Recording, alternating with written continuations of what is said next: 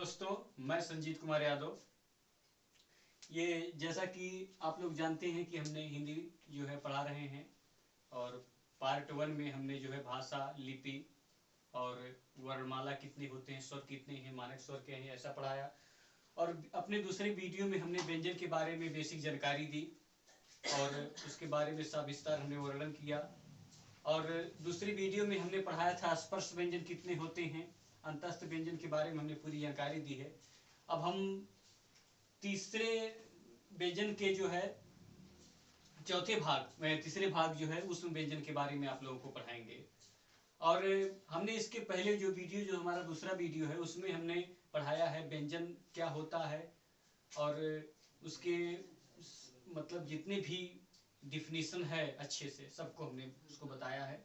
आप लोग उस वीडियो को भी देखिए और उस व्यंजन जो है अच्छे से समझिए। उस व्यंजन क्या होता है, हमने यहाँ पे लिखा है कि उच्चारण में मुख से गर्म वायु निकलती है। उष्म व्यंजन क्या होता है कि जो उष्म व्यंजन होते हैं, उसके जो वर्ण होते हैं, अगर आप उसको अपने मुंह से बोलेंगे तो गर्म वायु निकलती है। जैसे देखिए, बड़ा सा, खट्टी सा, छोटा सा, हा, इसमें जो बोलने में मुंह से गर्म वायु निकलती है। और इसके बाद चौथा है, स्वर का चौथा भाग, संयुक्त व्यंजन। इसमें तो ज्यादा कुछ पढ़ना नहीं है। संयुक्त व्यंजन में मोटे में बस इतना जान लीजिए कि छा जो है का नीचे हलंत लगा है अर्थात आधा का, और प्लस सा, दोनों मिल करके जो है छा बनते हैं, इसीलिए इसको संयुक्त व्यंजन कहा जाता है। त्रा क्या है, ता आधा ता प्लस रा बराबर त्रा। और देखिए वहां पे लिखा श्रय, बड़ा सा और प्लस रा, बड़ा सा यानी आधा बड़ा सा प्लस रा, दोनों मिलकर क्या बनते हैं, श्रय। तो आप देख रहे हैं कि दो वर्ण मिलकर के जो है एक वर्ण बन रहा है, इसलिए उसको क्या कहा जाता है, संयुक्त व्यंजन कहा जाता है। और उष्म व्यंजन इसको कहा जाता है उसमें, क्योंकि उष्मा निकलती है, बोलने में मुख से गर्म वायु निकलती है, इसलिए उसको क्या कहा जाता है, उष्म व्यंजन कहा जाता है। और जिसके उदाहरण देखिए, बड़ा सा, खट्टी सा, छोटा सा, हा। और इसके साथ साथ हमने ये भी लिख दिया है कि इसका उच्चारण स्थान क्या है। उच्चारण स्थान का मतलब यह है कि यह वर्ण किस जगह से निकलता है, कंठ से कि तालव्य से कि मूर्धन्य से, है ना, कि दांत से।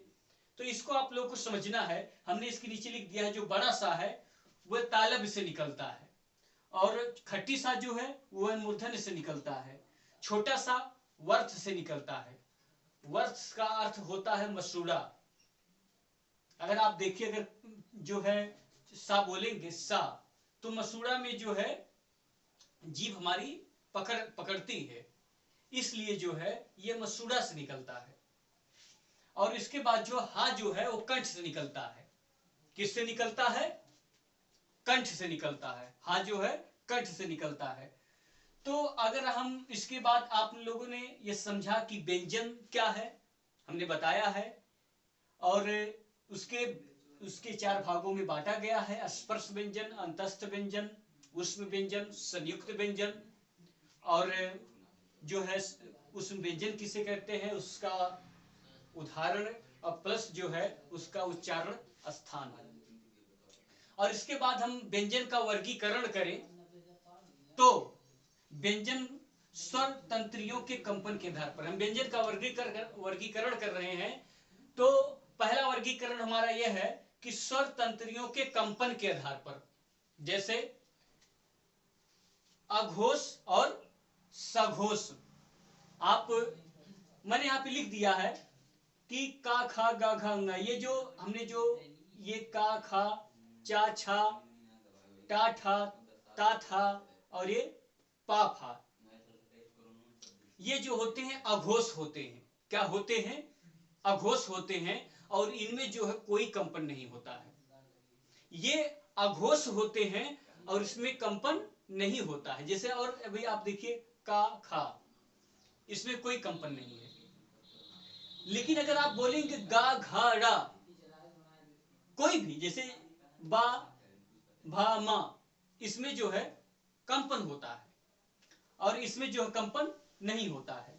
तो मेरा मतलब है, मैं यहां पे लिख दिया हूं कि स्पर्श व्यंजन का तीसरा और चौथा और पांचवा, तीसरा चौथा व पांचवा, ठीक है ना, ये क्या होते हैं, इसमें जो है कंपन नहीं होता है। और इसके बाद ये है, हमने स्टार बना के लिखा, आप भी अपने नोट्स में लिखिए कि स्पर्श व्यंजन का प्रथम व दूसरा अघोष होते हैं, प्रथम और दूसरा अघोष होते हैं, और ये जो है इसमें कंपन नहीं होता है। और दूसरा हमने है उच्चारण में वायु की मात्रा के आधार पर, दूसरा हमने जो है वर्गीकरण किया है कि उच्चारण में वायु की मात्रा के आधार पर, जैसे हमने देखिए बनाया है, गोला कर दिया है, खा पे गोला किया है, घा पे गोला किया है, छा पे गोला किया है, झा पे गोला किया है। अर्थात ये है कि जो एक यानी पहला स्थान पर, तीसरे स्थान पर, है ना, और पांचवें स्थान पर जो होते हैं उसमें बोलने में कम वायु लगती है, बोलने में क्या होता है, कम वायु लगती है। आप महसूस कर सकते हैं बोल करके, जैसे बोलिए का, गा, रा, इसमें कम वायु निकल रही है, और इसी को क्या कहते हैं, अल्प प्राण कहते हैं। जिसमें वायु कम निकलती है उसको अल्प प्राण कहते हैं। और जिसमें हमने गोला किया है उसमें अगर आप देखेंगे तो उसमें वायु ज्यादा निकलती है, आप बोलकर महसूस कर सकते हैं। आप का बोलकर देखिए, इसमें कम वायु निकलती का, और खा बोलिए खा, इसमें वायु ज्यादा निकल रही है। तो इसको क्या कहते हैं, इसको महाप्राण कहते हैं, क्योंकि इसमें जो है वायु ज्यादा निकलती है। ये आपको याद करना पड़ेगा, इसका कोई ट्रिक नहीं समझने के लिए, आपको याद करना होगा, बार बार प्रैक्टिस करनी होगी। तो कहने का तात्पर्य यह है कि जिसमें वायु ज्यादा निकलती है उसको महाप्राण कहते हैं, और जिसमें वायु कम निकलती है उसको अल्प प्राण कहते हैं। अल्प प्राण का अगर कोई उदाहरण पूछे तो आराम से बता सकते हैं कि का, गा, घा, ये अल्प प्राण है। और जो हमने गोला किया है, जिसे खा, घा, टा, ढा, जो जो गोला किया है वो महाप्राण है, यानी दूसरा और चौथा।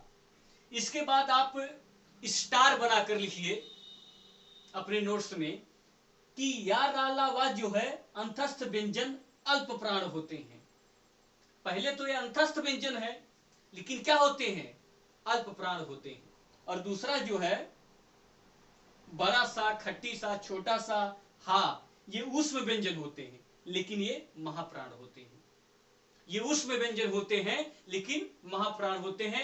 ये एग्जाम में पूछता है कि या, रा, ला, वा अंतस्थ व्यंजन नीचे लिखता होते हैं, आसमान में दिया रहता है, अल्प प्राण, महाप्राण, है ना, अंतस्थ व्यंजन कुछ भी दे देता है, इनमें से कोई नहीं लास्ट। तो अगर आप याद किए हैं कि या, रा, ला, वा जो है अल्प प्राण होते हैं तो टिक मारेंगे, आगे बढ़ जाएंगे। अगर आपने याद किया है कि बड़ा सा, खट्टी सा, छोटा सा महाप्राण होते हैं, टिक मारेंगे, आगे बढ़ जाएंगे। तो आपको याद करना होगा। तो आपने इस वीडियो में सीखा कि व्यंजन क्या है, व्यंजन को कितने भागों में बांटा गया है, व्यंजन का वर्गीकरण, और व्यंजन के जो उदाहरण है उसका उच्चारण स्थान, है ना। आपने सघोष, अघोष के बारे में जानकारी ली, अल्प प्राण, महाप्राण के बारे में जानकारी ली, और इसी तरह कंटिन्यू वीडियो हम आपका बनाते रहेंगे। इसके आगे हम आप लोगों को पढ़ाएंगे संधि, रस, छंद, अलंकार, है ना, और तद्भव, तत्सम, साहित्य रचना, सभी जितने चैप्टर हैं सब पढ़ाएंगे। पैरावाची, विलोम, वाक्यांश के लिए एक शब्द, सभी जो है वीडियो चलेंगे। कोई भी जो है, कोई भी टॉपिक नहीं छूटेगा। आप जो है, आपसे रिक्वेस्ट है कि RLY ऑनलाइन क्लासेज को सब्सक्राइब करें, लाइक करें, शेयर करें। इसके मेन टीचर हमारे विवेक यादव सर हैं, और बहुत अच्छा फिजिक्स, मैथ और भी सब्जेक्ट बड़े मेहनत के साथ पढ़ाते हैं। आप लोग उनका भी वीडियो जो है जाकर के प्लेलिस्ट में देखिए। और इसी के साथ हम इस वीडियो को जो है समाप्त करते हैं। धन्यवाद।